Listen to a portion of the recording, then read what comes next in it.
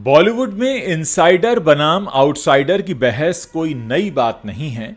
कई सालों से इस बात का जिक्र होता रहा है कि फिल्म इंडस्ट्री बड़ी बेशर्मी के साथ नेपो किड्स यानी फिल्मी फैमिलीज से आने वाले बच्चों को बड़े बैनर्स और भारी भरकम बजट के साथ लॉन्च करती रहती है, जबकि बाहर से आने वाले टैलेंटेड लोग जिन्हें आउटसाइडर्स कहा जाता है उन्हें एक किनारे कर दिया जाता है। लेकिन इस बार इस बहस को और भी हवा दे दी है बॉलीवुड के सीनियर एक्टर अजय देवगन ने, जिनके एक ताज़ा बयान ने न सिर्फ इंडस्ट्री में बल्कि सोशल मीडिया और फैंस के बीच तहलका मचा दिया है। अजय देवगन ने आउटसाइडर्स पर एक ऐसा बयान दिया है कि लोग अब उनसे ही सवाल पूछ रहे हैं कि आखिर इस दोगली सोच के पीछे वजह क्या है। हाल ही में अजय देवगन अर्चना पूरन सिंह के साथ नजर आए। इस वीलॉग में दोनों के बीच बॉलीवुड करियर और नेपोटिज्म जैसे गंभीर मुद्दों पर खुलकर बात हुई। बातचीत के दौरान अजय देवगन ने आउटसाइडर्स पर कुछ ऐसी बातें कहीं जिन्हें सुनकर हर कोई हैरान रह गया। अजय ने कहा कि जो लोग इंडस्ट्री के बाहर से आकर बॉलीवुड में कदम रखते हैं यानी आउटसाइडर्स, उनके पास न तो इंडस्ट्री की समझ होती है, ना ही उनके पास वो एथिक्स होते हैं जो इस इंडस्ट्री में काम करने के लिए जरूरी हैं। अजय का कहना था कि आउटसाइडर्स अक्सर मिसगाइडेड होते हैं, उन्हें बॉलीवुड के रास्ते, तौर तरीके और इस इंडस्ट्री का सिस्टम समझने में वक्त लग जाता है। अजय ने यह भी कहा कि गैर फिल्मी परिवारों से आने वाले लोग ये चाहते हैं कि उनकी पहली ही फिल्म उन्हें स्टार बना दे। वो सीधे स्टारडम की राह पर चलना चाहते हैं, बिना ये समझे कि इंडस्ट्री में पहले मेहनत, लगन और एक्टिंग की बारीकियां सीखनी जरूरी होती हैं।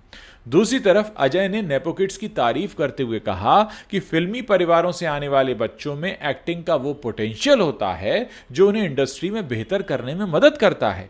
उनके मुताबिक नेपो किड्स को बचपन से ही इंडस्ट्री का माहौल मिलता है, जिससे वो इस फील्ड की बारीकियां पहले से समझ लेते हैं। अब अजय के इस बयान ने जैसे आग में घी डालने का काम कर दिया है। सोशल मीडिया से लेकर बॉलीवुड के गलियारों तक हर जगह लोग इस बयान की आलोचना कर रहे हैं। सवाल ये उठ रहा है कि आखिर हर एक्टर, चाहे वो इनसाइडर हो, आउटसाइडर हो या दूसरे प्लेनेट से आया हो, यही तो चाहता है कि उसकी पहली फिल्म हिट हो जाए, वो इंडस्ट्री में अपनी जगह बनाए और स्टार बने। तो फिर आउटसाइडर्स को इस तरह टारगेट क्यों करना? हर इंसान का सपना होता है कि वो अपने करियर में जल्द से जल्द कामयाबी हासिल करे, फिर चाहे वो फिल्मी फैमिली से आता हो, किसी दूसरे गांव से आता हो या दूसरे देश से आता हो। आप इसमें इनसाइडर और आउटसाइडर का भेदभाव क्यों कर रहे हैं? लोग ये भी कह रहे हैं कि नेपो किड्स को तो पहले से ही ढेर सारे फायदे मिले होते हैं, वो सोशल मीडिया पर पहले से पॉपुलर होते हैं, उनकी फैन फॉलोइंग होती है और ब्रांड डील्स के जरिए वो पहले ही बहुत अच्छी खासी कमाई भी कर रहे होते हैं। बड़े प्रोडक्शन हाउसेस जैसे यशराज फिल्म्स, धर्मा प्रोडक्शंस या फिर अन्य बैनर्स उन्हें आसानी से लॉन्च कर देते हैं। उनके पीछे करोड़ों रुपयों का बजट होता है, पीआर कैंपेन होता है और मीडिया मैनेजमेंट अलग से होता है।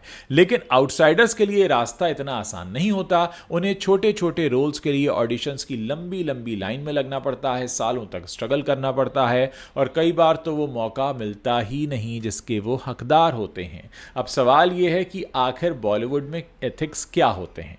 भाई, अजय देवगन जिस एथिक्स की बात कर रहे हैं उस पर लोग उन्हीं से सवाल पूछ रहे हैं। जरा बताइए अजय देवगन जी, ये बॉलीवुड के एथिक्स होते क्या हैं? इंडस्ट्री से आए दिन कैसी कैसी खबरें सामने आती हैं, कास्टिंग काउच वगैरह वगैरह की। चाहे वो पुराने एक्टर्स हों या नए, बॉलीवुड की दुनिया में क्या क्या चलता है किसी से छिपा नहीं है। कास्टिंग काउच की अफवाहें हों, पार्टियों में गलत बर्ताव की बातें हों या फिर बड़े सितारों के दबदबे की खबरें हों, ये सब तो पब्लिक डोमेन में पहले से मौजूद है। लोग पूछ रहे हैं कि जब इंडस्ट्री में ऐसी चीज़ें होती हैं तो फिर आउटसाइडर्स को ही एथिक्स का पाठ क्यों पढ़ाया जाता है? क्या नेपो किड्स इन सब चीज़ों से अछूते रहते हैं? क्या वो हमेशा सही रास्ते पर चलते हैं? देखिए, बॉलीवुड की सच्चाई तो यह है कि जहां कनेक्शंस, पैसा और रसूख सबसे ज़्यादा मायने रखता है। अगर आप किसी बड़े स्टार के बेटा या बेटी हैं या रिश्तेदार हैं तो आपके लिए रास्ते अपने आप खुल जाएंगे। लेकिन अगर आप बाहर से आए हैं तो आपको हर कदम पर लड़ना पड़ेगा। कई बार तो टैलेंट होने के बावजूद आपको वो मौका मिलता ही नहीं जो कि एक नेपो किड को बड़ी आसानी से मिल जाता है, बिना कुछ किए धरे, घर पे बैठे बैठे। अजय देवगन ने अपने बयान में यह भी कहा कि आउटसाइडर्स को पहले एक्टर बनना चाहिए, उन्हें एक्टिंग सीखनी चाहिए, अपने टैलेंट को निखारना चाहिए और समय देना चाहिए। उसके बाद ही वो इंडस्ट्री में स्टार बन सकते हैं। लेकिन सवाल यह है कि क्या नेपो किड्स इस प्रोसेस से गुजरते हैं? ज़्यादातर नेपो किड्स को तो सीधे स्टार बनाने की कोशिश की जाती है। उनकी पहली फिल्म में करोड़ों रुपए लगाए जाते हैं, जैसे सैयारा में लगाए गए आहान पांडे के लिए। बड़े डायरेक्टर्स और प्रोड्यूसर्स उनके साथ काम करते हैं और उनका जो पीआर कैंपेन होता है उसके जरिए उनकी इमेज को चमकाया जाता है। उदाहरण के लिए सलमान खान को ले लीजिए, सलमान दशकों से बॉलीवुड का हिस्सा हैं, उनकी फ़ैन फॉलोइंग भी बहुत अच्छी है, लेकिन अपने दिल पर हाथ रखकर ये बात बताइएगा कि क्या आप कह सकते हैं कि सलमान पहले एक्टर हैं फिर स्टार हैं, या सलमान को एक्टिंग आती है? उनकी एक्टिंग की मिसाल तो कम ही दी जाती है। फिर वो बॉलीवुड के सबसे बड़े सुपरस्टार हैं, यानी वो तो एक्टर बने बिना ही स्टार बन गए। ऐसे में अजय का ये तर्क देना कि आउटसाइडर्स को पहले एक्टर बनना चाहिए, नेपो किड्स पर लागू क्यों नहीं होता? बात अगर नेपो किड्स की करें तो यशराज फिल्म्स, धर्मा प्रोडक्शंस और जो बड़े बड़े बैनर्स हैं वो कई सारे नेपो किड्स को लॉन्च कर चुके हैं। चंकी पांडे के भाई चिक्की पांडे ने आहान पांडे को लॉन्च करने के लिए पूरी ताकत लगा दी, पैसा और सभी तरीके की ताकत लगा दी। करोड़ों रुपए का बजट, बड़े बड़े इवेंट्स, मीडिया मैनेजमेंट के जरिए उसे स्टार बनाने की कोशिश की गई है। ये सिर्फ एक उदाहरण है, ऐसे कई नेपो किड्स हैं जिन्हें लॉन्च करने के लिए बड़े बड़े प्रोडक्शन हाउस लाखों करोड़ों रुपए खर्च करते हैं। सैफ अली खान के जो डुप्लीकेट हैं इब्राहिम अली खान, उनके लिए भी यही हो रहा है। सोशल मीडिया पर उनकी ज़बरदस्त फ़ैन फॉलोइंग बढ़ाई जाती है ताकि पहली फिल्म से ही वो पॉपुलर हो जाएं। उनको पॉपुलर बनाने पर जोर होता है, एक्टर बनाने पर नहीं। सलमान खान आज तक एक्टर नहीं बन पाए, पॉपुलर हो गए। लेकिन आउटसाइडर्स के साथ ऐसा नहीं होता। वो लोग जो फिल्मी परिवारों से नहीं आते, उन्हें छोटे छोटे रोल्स के लिए भी ऑडिशंस में पसीना बहाना होता है। कई बार तो वो ऑडिशंस तक पहुंच ही नहीं पाते। पहले तो उनके लिए मुंबई आना ही एक स्ट्रगल है, फिर यहाँ रहना स्ट्रगल है, क्योंकि उनके पास कोई कनेक्शंस नहीं होते। कई आउटसाइडर्स फिल्म स्कूलों से पढ़ाई करके आते हैं, सालों तक थिएटर करते हैं, अपनी एक्टिंग को निखारते हैं, लेकिन फिर भी उन्हें वो मौका नहीं मिलता। कौन सा नेपो किड है जो थिएटर करके आया है या थिएटर कर सकता है?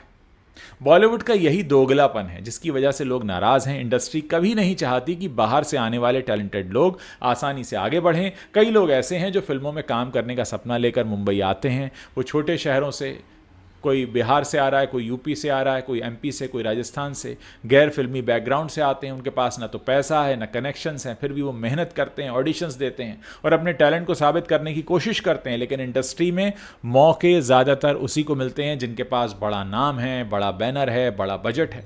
बॉलीवुड अब ऐसी जगह बनता जा रहा है जहां अगर आप किसी स्टार के बेटा या बेटी हैं तो आपका स्टार बनना पक्का है, लेकिन अगर आप बाहर से आए हैं तो आपको हर कदम पर लड़ना पड़ेगा। ऊपर से अजय देवगन जैसे लोग आ जाते हैं ज्ञान देने। कई बार तो टैलेंटेड लोग सालों तक स्ट्रगल करते हैं और फिर हार मानकर वापस चले जाते हैं। जो लोग थोड़ा बहुत मौका पाते भी हैं उन्हें भी छोटे छोटे रोल्स या साइड कैरेक्टर्स तक सीमित कर दिया जाता है।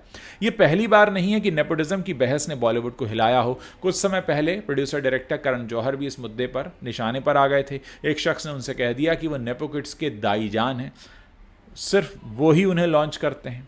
इस पर करण जौहर भड़क गए, चाहे दुनिया कुछ कहे मैं नेपो किड्स को ही लॉन्च करता रहूँगा। भाई तुम्हारे पास और काम ही क्या है?